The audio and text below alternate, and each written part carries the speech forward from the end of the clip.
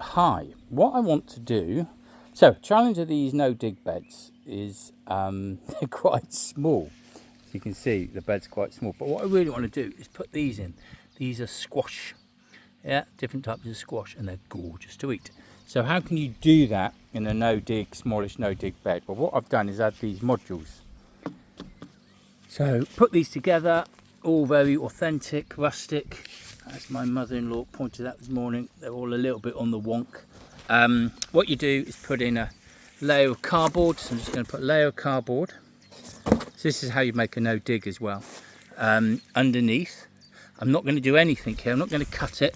I don't seem to have any major weeds, which is good. Got some grasses, etc. They'll be fine. I'll just put it on. In about 12 weeks or so, that cardboard would have rotted down. And then I'm going to fill these up. And I'm going to fill them up a third with farmyard manure, the rest with compost. Put the squashes in here, and as they grow, I'm going to pin them here. So squash is gorgeous, but it'll take over a whole bed. Massive. So I've got that in place. It's lovely. So as I say, all I'm going to do is take off the garden centre stuff. A third of it will be the well-rotted garden manure, and then a multi-purpose compost and the rest. And what they should do is grow up. Yeah, and they'll go up the arch. I've got one over here as well. I'm trying a slightly deeper one to see if that affects it. I do like to experiment. And same idea, layer of cardboard, up it will come. Not quite sure how I'm going to harvest it when it gets to the top. So what squashes do you use, I hear you say? Well, just make sure when you're in your garden centre buying your squash, if you're going to do, some you can grow up over arches and some you can't. So just quickly Google the type of squash you're thinking of buying, and can it grow vertically? You know, can you trail it up? And see what it says. And if it can, it's perfect for it. You'll just keep, as I'll show you with the videos going on, I'll just keep pinning it here as it goes up and give it plenty of stuff to grapple and grow up, and then it will start to wrap around the arches really nicely, and it'll be a perfect little thing. So that's what I'm going to do. That has now opened this raised bed into something quite spectacular, because I'm able to grow squashes. The thing at the back of my mind is, what about shadow? What about sun? As you see here, this is just past, this is sort of 2 in the afternoon. So when these squashes grow up, if I keep them pretty tight to the arch, I'm still getting, if I just take a few steps back and not fall over in one of those embarrassing YouTube moments, if I keep it to the arch, I'll still have plenty of light getting either side. So I'm not going to have, this is why this actually, a very tall arch, though it looks a bit bonkers, makes sense as I'm thinking about light, shadow, because I know that will impact on what I can grow beneath. The other thing I think is quite interesting, these boxes are made quite wide. So the squash, if you can imagine it, would be sort of halfway up, take half the space in the box, leaving me this space to either grow more vegetables, mustard, something like that would be good. I'll probably put some of that in, so what I've got there, or I might put in some more flowers and try to connect the raised basket, the pollinator space, into the 2 boxes as well, because those squash flowers are going to need pollinating.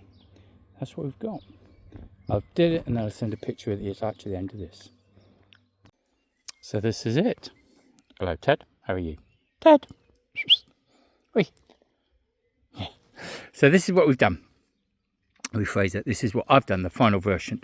So these 2 here are the squashes.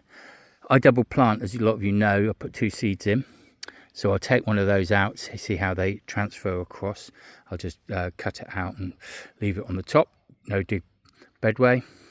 Got some nasturtiums in here, and these are the dwarfs. So they don't trail, they should stay kind of upright. So it'll fill that gap really nicely. I put a big smiley face of mustard seeds in here. So these are rapid growing ones. So as you know, I take those in my smoothie, and it's a great use of space. You know, they're a small crop, very rapid growth, really productive. Fill the gaps with them, get some, otherwise the ground's just sitting there doing nothing. And I've got some lobelias here, and these are trailers, so these should grow up and then they'll go over the top of the wood. hopefully breaking the sight lines, because as you look at it, you know, it's quite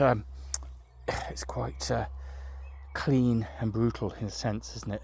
So what I want to do is try to soften the edges, and then they should grow up this thing, which will be amazing. So what I'll do next, excuse me Ted, thank you. What I'll do next is I've got some courgettes here. So I'm going to put a courgette in, because very, very popular if you follow up what's happening in the US, growing zucchinis vertically. So I'll take a courgette up here. Really good. Again, they take up vast amounts of space. They tend to get a lot of mildew as the season goes on, because they're not getting good air circulation. So a way of overcoming the mildew and sorting the bed out is to get them vertically. And because I only have one, I'll probably look at, once I've filled this up, I'll look at putting in some sweet peas or something to give a little bit of colour. Again, good for the pollinators. And then I might look at using the pak choi or something like that in this section. I can probably get 3 in, and that will give me again some quick rapid production, something to eat, which would be cool. Okay, that's me done. Ciao.